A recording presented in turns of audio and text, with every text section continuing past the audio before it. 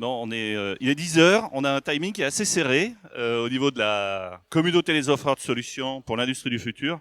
Donc l'espace qui nous rassemble ici, donc ça c'est notre espace de présentation, je vais présenter les offreurs, et tout un ensemble de stands qui sont là derrière. Donc c'est un village d'industriels qui ont des solutions qui transforment l'industrie. Voilà. Donc la thématique moi que je vais évoquer sur ces la fabrication additive, les impressions 3D. Voilà. Fabrication additive, c'est le terme académique et industriel. Donc les usages de la fabrication additive. Donc des fabrications additives pour en faire quoi dans l'industrie? Donc il y a quatre usages qui sont ou trois usages qui sont parfaitement entendus. C'est les usages de prototypage rapide. Voilà, donc il s'agit de produire des pièces de concept. C'est le BE ingénierie, BE design, marketing produit. L'outillage rapide, donc toutes les activités méthodes au sein d'une industrie. Donc ça va être des pièces qui vont accompagner les activités de production, les activités de fabrication. La fabrication rapide, là on change de domaine.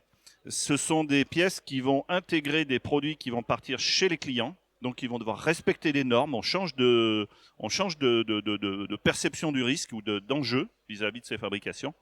Et ensuite, des pièces de maintenance et adaptatives. Donc ce sont des pièces qui vont soit remplacer des pièces défaillantes, soit qui vont rentrer dans une stratégie de maintenance. Mais là, c'est les services de maintenance avec la problématique, c'est qu'ils voudraient avoir dès à présent une machine qui fabrique en métal, qu'on appuie sur le bouton et que ce soit tout de suite cuit et que ça coûte très peu cher. Et là, le marché n'y est pas encore.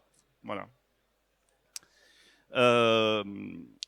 La thématique, c'est replacer que j'évoque sur cette intervention, c'est replacer la fabrication dans une thématique d'industrie du futur, ou une industrie qui est en mouvement, une industrie instable. Et pour prendre un peu de recul, j'évoque rapidement quelques points. Un tout petit coup de rétroviseur. Gilets jaunes en 2018, Covid en 2020. Ensuite, une relance industrielle où ça a secoué sévère avec l'augmentation du coût des matières. Ensuite, guerre en Ukraine. Donc, c'est la géopolitique qui se rebolote et puis impact coût d'énergie. L'alimentation qui n'est plus accessible à tout le monde dans le monde parce que on a des produits des pays qui sont spécialisés sur des produits d'export et qui ne font plus d'alimentation vivrière. Et puis, ce qu'on a vu aussi cet été, c'était des incendies et tout le monde l'a pas remarqué, mais on a le Pakistan qui était un tiers du pays sous l'eau. Voilà, donc le dérèglement climatique, il y a une prise de conscience qui apparaît. Et en fait, tout ça pour introduire le fait que le futur qui va être celui des entreprises, moi je reprends une thématique qui est à peu près consensuelle, c'est un scénario ADEME. Voilà, tous ceux qui sont dans une activité industrielle, ils vont voir apparaître ces slides si ce n'est pas déjà fait. Ça a été sorti en 2021. C'était à la veille de la campagne présidentielle. C'était volontaire de la part de l'ADEME. Et l'ADEME qui trace 4 scénarios. Génération frugale, voilà, c'est à peu près dit. Coopération territoriale, technologie verte et le pari réparateur. Avec l'idée d'une neutralité carbone en 2050 pour maintenir un 2,1 degré C en 2100. D'accord. Donc ça, c'est un scope des éléments qui peuvent être à peu près consensuels. Après, il peut y avoir beaucoup de polémiques. Ça risque d'être un document assez consensuel. Ça se décline en plein d'impacts. D'accord. Et ça va impacter notre civilisation. Qui dit impacter notre civilisation, c'est l'industrie qui va servir cette civilisation. D'accord. Aujourd'hui, notre position, on est ici, on est dans le pari réparateur. On veut tendre vers ce volet-là. C'est les technologies vertes. D'accord. Tout ce qui se traite au niveau politique et au niveau stratégie industrielle, on en est là. Les scénarios vont beaucoup plus loin que cela. Ici, on est à 30% de viande consommée en moins. On est à 50% de trajets à pied ou à vélo. Voilà, là où on continue à voler comme avant. On est à moins 10% de viande, mais on compense par des protéines végétales ou autres procédés, mais notamment les fermes avec des asticots. Enfin bon, je passe. Mais ça, c'est un scope qui arrive devant nous. Et 2050, c'est une génération. Une génération, c'est 25 ans. Donc, c'est pas demain, c'est aujourd'hui, ça. D'accord.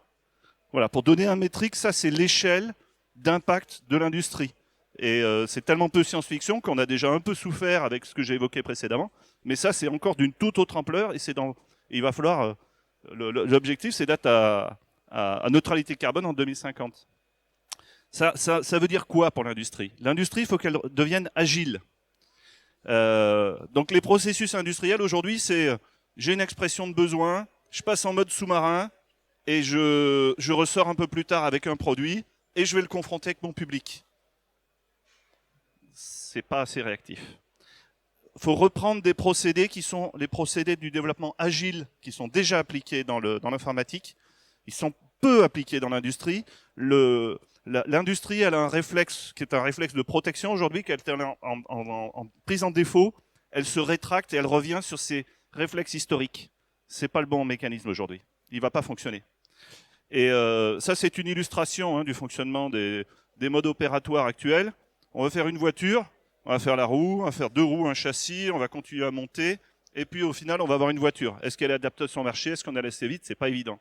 Le modèle agile, c'est ok, je vise ça, mais je commence par faire un skateboard. Et puis je le décline, j'en fais une trottinette, un vélo, une moto, et j'arrive à une voiture. Et ça, c'est très itératif. Et on va recréer chaque fois des points de jonction et on implique son public. Donc on travaille en collaboration avec son public, on travaille en collaboration avec sa clientèle. Et ça amène beaucoup de valeur. Ensuite, pour faire le parallèle avec les fabrications additives, donc opter pour l'agilité avec les fabrications additives, booster l'idée, de passage de l'idée à l'objet. On va beaucoup plus vite avec les fabrications additives. Voilà, on a l'idée, on projette, on matérialise et on commence à échanger soit en interne au sein de l'entreprise, soit auprès des clients. Ensuite, s'adapter. Une fois qu'on a créé le produit, si on le passe sur des outillages traditionnels, on va figer sa fabrication. Si je le conserve en additif, je peux continuer à le faire évoluer en permanence. Et ça, c'est une énorme valeur. C'est le faire évoluer en permanence et puis parfois créer des schismes. Ok, j'ai un segment qui est celui-là, je fais une dérivation pour ce segment de marché-là, pour cette clientèle. Voilà, donc ça c'est la partie itération. Ensuite, amorcer et clore des cycles de vie produits. La fabrication additive ne satisfera pas à tous les besoins industriels, et notamment il y a des problèmes de cadence. Ceci étant, pour les introductions mises sur le marché, la fabrication additive a un véritable intérêt. Ensuite, on a l'accroissement, la stagnation, la maturité et le déclin. Et le déclin, la fabrication additive a aussi un énorme intérêt, parce que à partir d'un plan et d'un moyen générique, vous pouvez produire des pièces de maintenance de divers ordres et pour divers produits, diverses fabrications. Donc c'est un excellent procédé aussi pour la fin de vie. Voilà. Et entre deux, vous allez travailler sur de l'injection ou autre, possiblement, ou dans certains cas, rester sur de l'additif. Voilà. Et ensuite, c'est un produit qui permet une personnalisation aisée. On reproche la vitesse de fabrication de la fabrication additive. On dit que c'est un process lent. Et c'est un process lent, mais c'est le procédé le plus rapide pour passer de l'idée à l'objet. Si vous mettez en ligne un site sur lequel le client peut personnaliser son objet, il fait sa configuration, il clique sur commander, ça devient un ordre de fabrication qui peut être lancé sur la machine dans l'instant. Et ça, vous n'avez pas d'autres procédés qui arrivent aussi rapidement. Voilà. Donc l'agilité, ensuite pour la frugalité. Les fabrications additives, on prend le cas de la FDM FFF, donc c'est le dépôt de matière fondue qu'on voit ici. C'est le procédé le plus frugal en énergie. On chauffe une buse ici, on est à 230 degrés. On ne chauffe que la matière qu'on va extruder. On a un lit d'impression sur lequel va être déposée la pièce. On le monte en dessous de 100 degrés parce qu'on a besoin de créer un effet ventouse. Donc c'est un procédé extrêmement économe en énergie. C'est un procédé qui est frugal en matière. Là, on a une pièce qui est remplie à 50%, à 5% de polymère. Alors on a la peau, on a l'enveloppe, ça on n'y reviendra pas. On est à 5% de remplissage, le reste c'est de l'air. D'accord ? Donc c'est extrêmement intéressant. Ensuite, des fabrications où on va pouvoir recycler les matières. Ça, c'est une pièce qui est fabriquée avec 30% de polypropylène recyclé et 70% de sédiments qui proviennent de la déconstruction de bâtiments. C'est fait pour faire du mobilier urbain. Et ça, c'est un vrai gisement de changement. Je vous laisse. Pourquoi c'est un vrai gisement de changement? Parce qu'on ne partira pas dans les 4 scénarios que je vous ai montrés sans repasser la façon dont on utilise les matières. Et le procédé de fabrication additive est le plus tolérant pour faire des fabrications avec des matériaux improbables. Voilà. Et là, aujourd'hui, un industriel, vous lui proposez ça, il va voir que les problèmes. Et non, c'est une solution à certains besoins. Voilà, la frugalité. Ensuite, un volet qui est mal perçu, qui est vraiment ignoré dans la fabrication additive, c'est la capacité d'amener de la fonction. Et c'est là qu'on tire de la valeur sur les pièces qui sont fabriquées. Cette pièce, en fait, ce sont 7 pièces qui sont produites en une fois. Il y a un mécanisme à l'intérieur.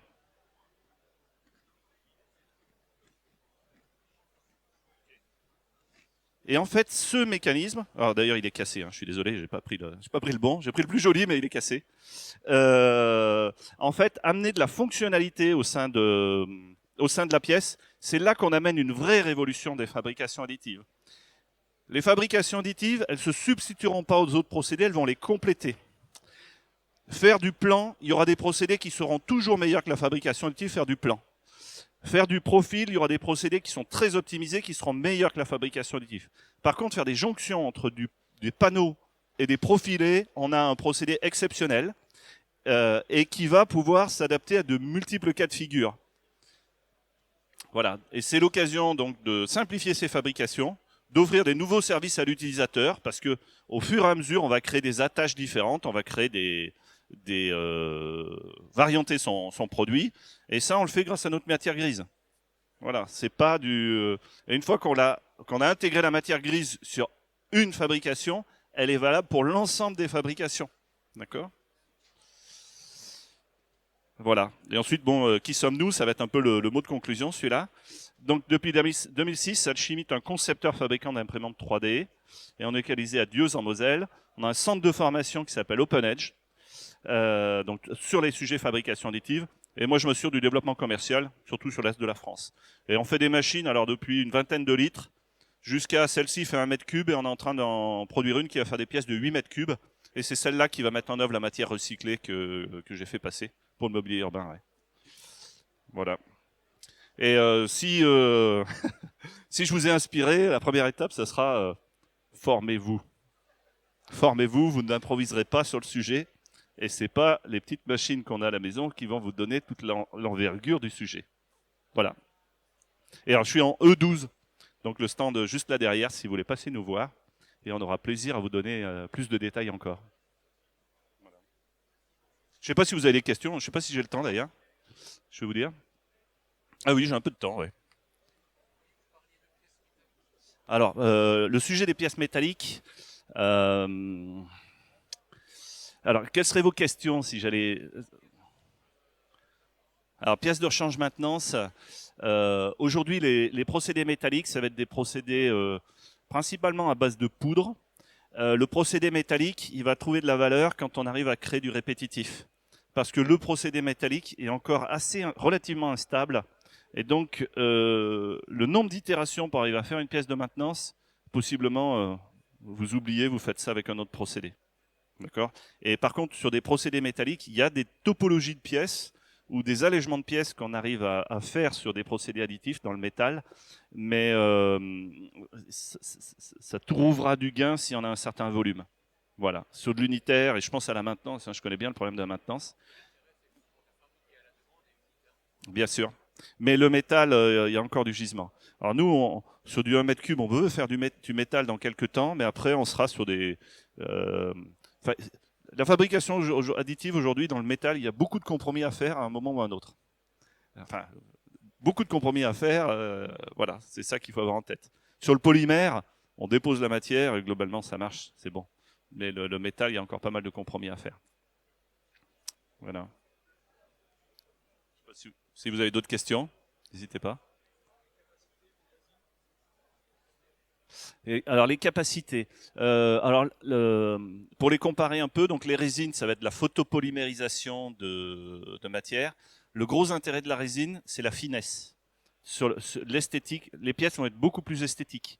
Le panel de matière est beaucoup plus restreint dans les résines que dans les polymères. Alors il va y avoir l'histoire des supports, mais disons que chaque procédé de fabrication additive a ses règles de conception. Donc la résine a ses règles de conception, le dépôt de filament fondu a ses règles de conception, le, le dépôt de poudre, voilà, a aussi ses règles de conception. Il faut les respecter et il ne faut pas opposer les procédés. Voilà. Mais la résine, on va être plutôt sur des petites pièces esthétiques. Partir sur des grosses pièces, on ne peut pas mettre ça à l'intérieur d'une industrie parce que il y a des dégagements enfin, les résines, c'est pas très sain, hein, d'accord. Voilà, c'est pas chouette. Le procédé le plus simple pour démarrer, c'est celui qu'ont intégré les industriels, c'est le dépôt de matière fondue, d'accord, ce qu'on appelle le FDM, FFF. L'intérêt, c'est que vous allumez votre machine, vous faites les 2-3 réglages, vous assurez qu'elle est calée, vous lancez votre fabrication, vous l'arrêtez, 6 mois plus tard, vous la rallumez, vous repartez et ça marche. La résine, il y a une étape de nettoyage et une étape pour figer les résines aux ultraviolets ou autres rayonnements lumineux. C'est assez contraignant. Il faut des pièces dédiées. C'est ça. Il faut des salles dédiées pour faire cela, alors que l'imprimante 3D, voilà, on peut pratiquement l'avoir dans le bureau d'études en dépôt de matière FFF. Et les poudres, alors les poudres, on va avoir des particules fines, des nanoparticules. Là, c'est des niveaux de précaution qui sont encore supérieurs. D'accord, on va dire, c'est quelqu'un qui veut vraiment travailler sérieusement avec les poudres, c'est le scaphandre, les gants, etc. Quoi. C'est pas, on plaisante pas, hein, parce que aujourd'hui, on voit des machines qui arrivent dans le domestique sur les poudres, c'est catastrophique. Hein. D'accord, l'INRS, un de ces quatre, ils vont nous sortir un rapport, ils vont dire arrêtez avec la fabrication additive, prenez les précautions qui vont bien. Par contre, les prix ont tellement baissé que ça démocratise, on a envie d'en avoir une à la maison, etc.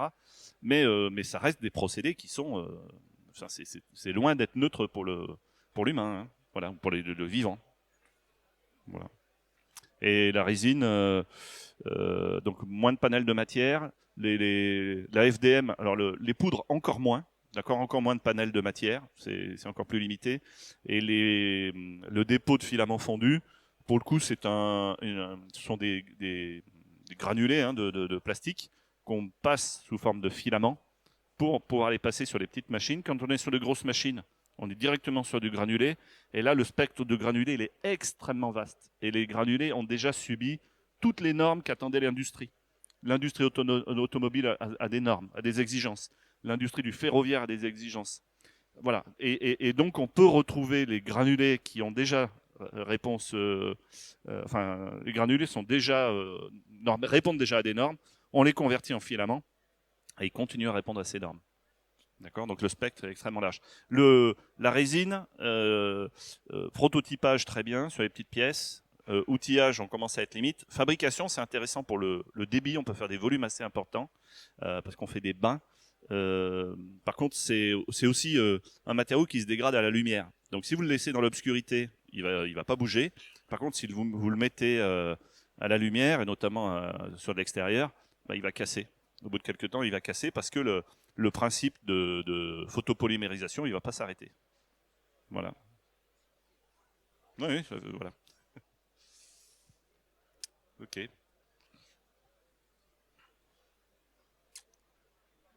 Voilà. Moi, je vais passer la main au suivant. Tu sais qui c'est, Bruno, le suivant? Ok. Et si vous voulez me retrouver, moi, je suis en E12.